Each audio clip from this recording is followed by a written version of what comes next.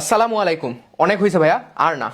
এই যে একটা প্রতিবন্ধী শিক্ষা ব্যবস্থা আমাদের সবার জীবনগুলোকে ধ্বংস করে ফেলতেছে, আজকে সেটা নিয়ে কথা বলবো। আজকে মূলত আমি তিনটা পয়েন্টস নিয়ে কথা বলবো যে কেন এই এডুকেশন সিস্টেমটা একটা ট্র্যাপ, যে ট্র্যাপে আমরা মোটামুটি সবাই ফেসে গেছি। দেখো ভাইয়া, আমি জন্ম হইলাম, পরে আমাকে এ বি সি ডি ক খ গ ঘ শিখাই স্কুলে পাঠাইলো। ওই যে তখন থেকে পড়তে বসছি, এখনো পড়তেছি। Look, remember your very first day at school. It was very special, right? নতুন ব্যাগ, পানির বোতল, পেন্সিল, রাবার, এই ছোটখাটো জিনিসগুলো পাই কিন্তু আমরা খুশি হয়ে যাইতাম। ওই যে ওই হাসি খুশি পিচ্চিটার সাথে এরকম কি হইলো যে আজকে গ্রাজুয়েশন কমপ্লিট করার পর সে ভাবতেছে যে তার জাস্ট একটা জব লাগবে, কেউ যেন তাকে জাস্ট কাজ করার জন্য রাখে। মানে আমি আমার জীবনের 25% সময় পড়াশোনা করে কাটাইলাম এমন কারো কোম্পানিতে কাজ করার জন্য যে আমার থেকে কম পড়াশোনা করছে, এবং আমি তার কোম্পানিতে কাজ করতেছি তার স্বপ্ন পূরণ করার জন্য। দেখো ভাইয়া, ব্যাপারটা একদম সিম্পল। জন্মের পরপরই আমাদেরকে এরকম একটা গাছের নিচে আনা হয়েছে, আনে বলা হইলো যে উঠো সবাই। এখন আমি একটা গাছের নিচে বাঘ, বানর, হাতি, সাপ, মাছ সবাইকে আনে বলতেছি যে সবাই উপরে উঠো, ঠিক আছে? তাইলে এখন কি হবে? বানরটা তো ঠিকই উপরে উঠে যাবে, কিন্তু মাছটা মাছটা তো কোনোদিন উপরে উঠতে পারবে না। সে সারা জীবন উপরে উঠে ট্রাই করবে আর সারা জীবন নিজেকে স্টুপিড ভাবতে থাকবে। আলবার্ট আইনস্টাইন একটা কথা বলছে যে everybody is a genius, but if you জাজ a fish by its ability to climb a tree, it will live its whole life believing that it is a stupid. এই যে আমরা প্রত্যেকটা ক্লাসে 10টা-12টা করে বই পড়ি, আমরা কি কখনো নিজেকে এই কোশ্চেনটা আস্ক করছি যে আমরা যেগুলো পড়তেছি এগুলো আসলে কি পড়তেছি আর কেন পড়তেছি? দেখো, এই কি পড়তেছির অ্যান্সার কিন্তু আমাদের সবার কাছেই আছে, কিন্তু আমি যদি তোমাকে বলি কেন পড়তেছো, এইটার অ্যান্সার কি? হয়তো তুমি একটু ভাবে বলবা যে হচ্ছে কেন পড়তেছি, কারণ একটা রেজাল্ট লাগবে, একটা গ্রেড লাগবে, তারপর একটা জব লাগবে। এই যে জব পাওয়ার জন্য পড়তেছি, এইটা আসলে এই কোশ্চেনের সব থেকে ফালতু একটা অ্যান্সার।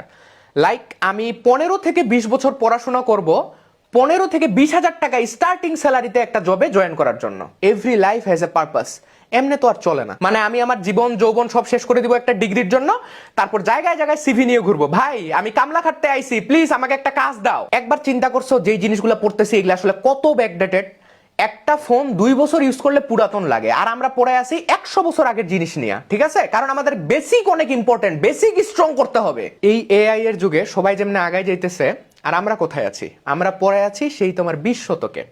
মানে আমরা 21 শতকের গেম খেলবো 20 শতকের রুল দিয়ে। কিন্তু কথা হচ্ছে যে কামলারও দরকার আছে। সো এই কথাগুলো সবার ভালো লাগবে না, বাট যারা মিডিওক্রিটি থেকে বের হতে চাও, এটা তাদের জন্য একটা ওয়েক আপ কল।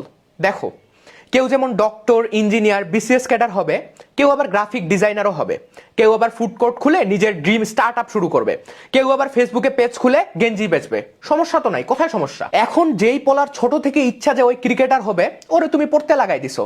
সে তো ঠিকই ক্লাসে যাবে, তার শরীর তো ক্লাসে যাবে, কিন্তু মন তো পড়ে থাকবে খেলার মাঠে। ইউ নো হোয়াট, আমরা আসলে দুইবার মরি। একবার মরি যখন আমাদের স্বপ্নকে আমাদের থেকে ছিনিয়ে নেওয়া হয়, আর একবার মরি যখন বডি ইজ নট রেসপন্ডিং হয়ে যায়। একটা বলার ইচ্ছা যে ওই ফটোগ্রাফার হবে, তুমি তাকে ইঞ্জিনিয়ার বানাইতে লাগাই দিছো। পোলাটা তো ওই দিনই মরে গেছে যখন তুমি তার স্বপ্নকে তার থেকে ছিনিয়ে নিছো। Every life has a purpose, everyone has a dream, and at the end perception matters. How you see life and how life sees you. এতগুলা মানুষ সবাই একই জিনিস করতেছে, এখানে আর কোনো অপশনই রাখা হয় নাই। আর এই সিস্টেম থেকে বের হতে চাইলে তুমি তখন খারাপ হয়ে গেছো, তুমি তখন ভুল রাস্তায় চলে গেছো। আর সব থেকে বিপজ্জনক একটা জিনিস কি জানো? ভিআর, ভদাই রিলেটিভস। বাবা, তুমি কোথায় চান্স পাইছো? জি আঙ্কেল, বুয়েটে পাইছি, বুয়েটে পড়তেছি। কি? তুমি বুয়েটে পড়ো, তুমি মেডিকেলে চান্স পাও নাই? হ্যাঁ, অমুকের পলায় তো মেডিকেলে পড়ে, মেডিকেলে চান্স পাইছে। ও, তাইলে মনে হয় ভালো করে পড়াশোনা করো নাই। এখন তুমি এইভাবে কতজনকে স্যাটিসফাই করবা? পারবা না তো। এক একজনের এক এক রকম চাহিদা, এক একজনের এক এক রকম দৃষ্টিভঙ্গি। সো তোমার কি করা উচিত? তোমার সেইটা করা উচিত যেটা তোমার জন্য ম্যাটার করে ভাইয়া। আর কে কি বললো, আর কে কি ভাবলো, ডাজন্ট ম্যাটার। একটা জিনিস একটু ভাবে দেখো তো, কতজন নিজেকে এক্সপ্লোর করার সুযোগ পায়? সেই জন্মের পর পরে আমাদেরকে এক তাল গাছের নিচে আনে বলা হয়েছে উঠো রে, উঠো সবাই উঠো। তোমাকে আমাকে একটা রেসের মধ্যে নামায় দেওয়া হয়েছে। এখন না পারতেছি আমি এই রেস থেকে বের হইতে, না পারতেছি নিজে থেকে কিছু করতে। আর এইভাবে যতদিন যাবে তোমার মধ্যে যে আত্মবিশ্বাসটা আছে না, সেটা কিন্তু কমতে শুরু করবে। তুমিও বাকি সবার মতো রেজাল্টের বেসিসে নিজেকে জাজ করা শুরু করবা। আর এইভাবে একসময় যে বাচ্চাটা আকাশে উড়ার স্বপ্ন দেখতো, আজকে গ্রাজুয়েশন কমপ্লিট করার পর সে জাস্ট একটা 8 to 5 জব খুঁজে কোনো মতো খায় পরে বাঁচা থাকার জন্য। দেখো বস, এই এক কথা শুনতে শুনতে আমরা সবাই বড় হয়েছি যে পড়াশোনা না করলে কি করে খাবি। মানে তোমার প্যারেন্টস, টিচার্স, রিলেটিভস সবাই তোমাকে এক কথায় 100 বার বলছে যে ভালো করে পড়। আর এই এডুকেশন সিস্টেমটাকেই ডিজাইন করা হয়েছে একটা ব্রেইনলেস জেনারেশন তৈরি করার জন্য, যারা জাস্ট ওয়ার্ডার শুনবে আর কাজ করবে। সেই ছোটবেলা থেকেই বাসায় আমাদের অথরিটি ফিগার প্যারেন্টস, আর স্কুলে টিচার্স। টিচাররা যেটা বলে সব ঠিক। সকালে উঠে পিটিতে দাঁড়াও, কালো বেল্ট, সাদা জুতা পরে আসো, same uniform, same haircut, bell না পড়লে আবার বাইরে যাওয়া যাবে না। এই সব কিছু কিন্তু আমাদের মধ্যে একটা স্লেভারি মাইন্ডসেট বিল্ড আপ করে দিছে। আর এইদিকে আমরা বাপ মা আর টিচারের এক্সপেকটেশন পূরণ করতে ব্যস্ত। আমরা একটা ইলিউশনে আছি বস, যেখানে আমাদের কাছে মার্কস, রেজাল্ট, মেরিট পজিশন এগুলা আসলে অনেক বেশি ম্যাটার করে। আর এই সিস্টেম কি করতেছে, তোমার আমার থেকে তো সবকিছু কাড়ে নিচ্ছে। আমাদের জীবনের 20টা বছর কাড়ে নিচ্ছে, আমাদের জীবনের হাসি খুশি ছিনিয়ে নিচ্ছে, আর সব শেষে আমাকে আত্মবিশ্বাসহীন একটা ভোদাই বানাই দিচ্ছে। আর এদিকে গভর্নমেন্ট থেকে আলাদা ধান্দায়। গভর্নমেন্টের তোমাকে আমাকে নিয়ে চিন্তা করার টাইম নেই ভাইয়া।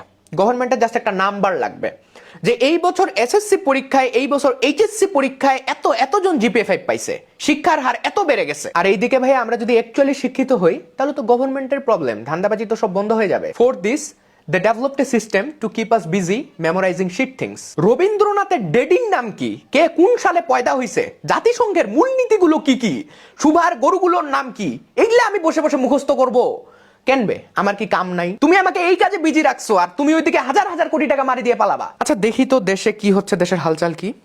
আরে না থাক, আমি একটু নিউটনের 3টা সূত্র মুখস্থ করে আসি। একবার একটু চিন্তা করে দেখো তো, ক্লাস 10 পর্যন্ত যে এত কিছু পড়ছি, কোন জিনিসটা অ্যাকচুয়ালি আমার কাজে লাগছে?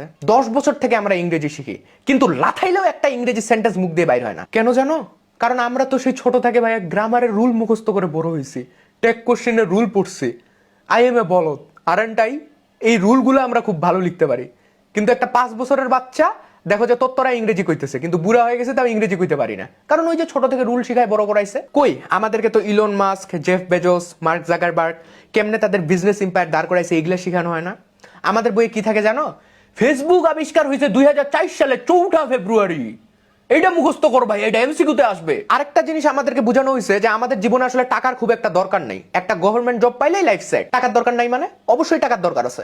আমিও হাতে রোলেক্স পরবো, আমিও রোলস রয়েস নিয়ে উইকেন্ডে ঘুরতে যাব। এখন আশেপাশে সবাই যদি তোমাকে বোঝায় যে এই পড়াশোনায় আলটিমেট সাকসেসফুল হওয়ার একমাত্র ওয়ে, তাহলে তুমিও এটা একসময় মানে নিবা, তারপরে সারা জীবন একটা ভুল ট্র্যাকে দৌড়াবা। তোমার জীবনের সব থেকে গুরুত্বপূর্ণ সময়টা প্রায় 15 থেকে 20 বছর দিচ্ছ এই পড়াশোনার পিছনে।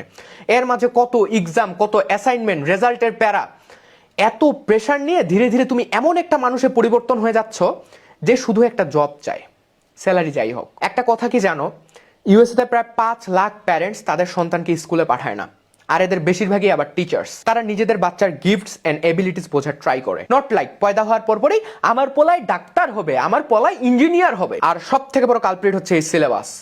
It's a boundary between our happiness and sadness. এই সিলেবাস আমাদেরকে একটা বক্সের মধ্যে আটকায় রাখছে, কোনোভাবেই এই বক্স থেকে বের হতে দিচ্ছে না। আমরা প্রায় এই ধরনের কথা শুনি যে ভার্সিটিতে উঠ তারপর শান্তি, গ্রাজুয়েশন কমপ্লিট কর তারপর শান্তি, একটা জব কর তারপর শান্তি, বিয়া কর তারপর শান্তি, রিটায়ার কর তারপর শান্তি, মর তারপর শান্তি। লাইক শান্তি আসলে কোথায়? শান্তি আসলে তোমার মধ্যে boss. The moment you choose to live your life, not other people's life, you will earn peace. 15 বছর ধরে পড়াশোনা করতেছি, কিন্তু আমার মধ্যে কোনো লিডারশিপ কোয়ালিটি নেই। আমি নেটওয়ার্কিং করতে পারি না, আমি ক্রিপ্টো কারেন্সি সম্পর্কে জানি না, আমাকে কেউ গোল setting, time management, money management এগুলো সম্পর্কে বলে নাই, কারণ এগুলো জানা আসলে জরুরি না। তার থেকে পিথাগোরাসের সূত্র, মিন ভ্যালু থিওরেম, গাউসের ল, হাইজেনবার্গের অনিশ্চয়তা নীতিটা একটু পড়ে আসি। বস হাইজেনবার্গের অনিশ্চয়তা নীতি তো ঠিকই পড়ছি, কিন্তু আমার জীবন যে এখন অনিশ্চিত এটার কি হবে? তারপরে আসে the main hero of the story, grades, CGPAs. So আমরা তো আসলে মানুষ না, আমরা ফ্যাক্টরি প্রোডাক্টস হয়ে গেছি। এই প্রোডাক্টটা ভালো, এটা এ গ্রেড, এই প্রোডাক্টটা এটার থেকে একটু কম ভালো, বি গ্রেড। ও শিট, এই প্রোডাক্টটা একদম ভালো না, এটাকে মার্কেটে ছাড়া যাবে না, যাও যাও এটা এফ গ্রেড। দেখো এই এডুকেশন সিস্টেমের গোল যদি মানুষকে ট্রুলি এডুকেট করা হইতো, তাইলে এফ মানে ফেইল না, ফাইন্ড অ্যানাদার অ্যান্সার হইতো। Everyone is running after grades. ভাই ক্লাসে স্যার কিছু একটা পড়াচ্ছে, কারো কোনো মনোযোগ নাই, একটা পলায় ঘুমাইতেছিল, যেই স্যার বললো যে এটা পরীক্ষায় আসবে, পোলাটা পুরো জাগে উঠলো, জিনিসটা খাতায় নোট করলো, আবার ঘুমায় গেল। পার্থক্যটা একদম simple boss. School teaches us how to memorise dots, and true education should teach you how to connect them. আর এই ফুল শিক্ষা গ্রহণ প্রসেস শেষে তোমার যে একটা সেলফ আইডেন্টিটি ছিল, তোমার যে কনফিডেন্সটুকু ছিল, সবটুকুই শেষ হয়ে যাবে, and you will become an employee, সোজা বাংলায় চাকর। আমরা এইটাই জানি বা আমাদেরকে জোর করে এইটাই জানানো হয়েছে যে money equal salary from a job. এই কারণে আমাদের এডুকেশনের সোল পারপাস হচ্ছে একটা জব পাওয়া। এইটাই আর্নিং এর একমাত্র উপায় হিসেবে আমাদেরকে দেখানো হয়েছে। এখন আমরা যখন কোন একটা জব করছি, এখানে আমরা একটা ফিক্সড অ্যামাউন্ট অফ টাইমের জন্য একটা ফিক্সড অ্যামাউন্ট অফ স্যালারি পাচ্ছি, এর বাইরে কিন্তু আমরা যেতে পারছি না। So of course there is a limitation. একটা এক্সাম্পল দেই, ধরো যে কেউ 60,000 টাকা করে স্যালারি পায়, এভারেজ একটা ভ্যালু ধরলাম। এখন ওভারঅল সব খরচ বাদ দিয়ে মাস শেষে তার কাছে সেভ করার জন্য 20,000 টাকা থাকে।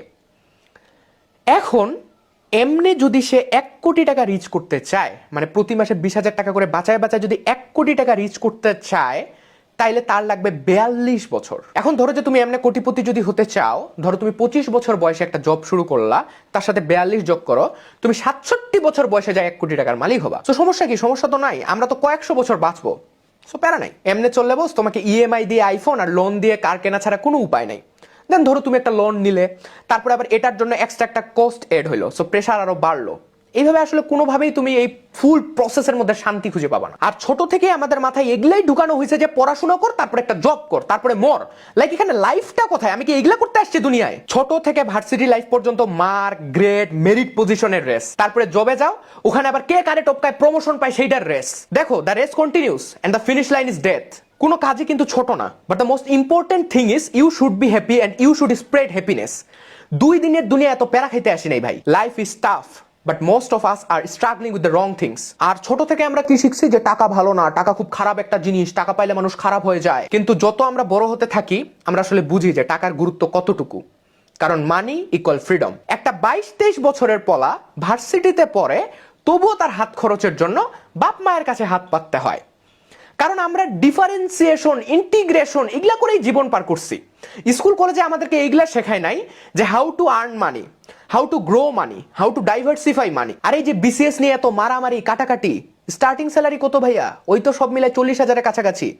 এখন কেউ বলবে যে টাকাই সব না, বিসিএস ক্যাডার হইলে অনেক সম্মান আছে। হয়েছে ভাইয়া, অত সম্মানের আমার দরকার নেই। জ্বর কইরা আমার সালাম নেওয়া লাগবে না, আমার টাকা হইলেই হবে। তুমি যদি একটা ফুড কোর্ট খুলে ভালো মতো চালাইতে পারো, তাও একটা এভারেজ বিসিএস ক্যাডারের থেকে বেশি টাকা আর্ন করতে পারবা। কিন্তু মানুষের ওইটাতে চুলকানি, মানুষের এটা পোষাবে না, মানুষের এটা ভালো লাগে না। আর এই পড়াশোনা করে বাংলাদেশে একটা জব করে বড়লোক হওয়ার একটাই উপায়, সেটা হচ্ছে 2 নাম্বারই করা। থ্যাংক ইউ বস, যারা শেষ পর্যন্ত এই ভিডিওটা দেখছো। নেক্সট ভিডিওটা হবে এটার পার্ট 2, যে কিভাবে এই ট্র্যাপ থেকে বের হওয়া যাবে। টিল দেন, আল্লাহ হাফেজ বস, এন্ড নেভার মিস সালাত।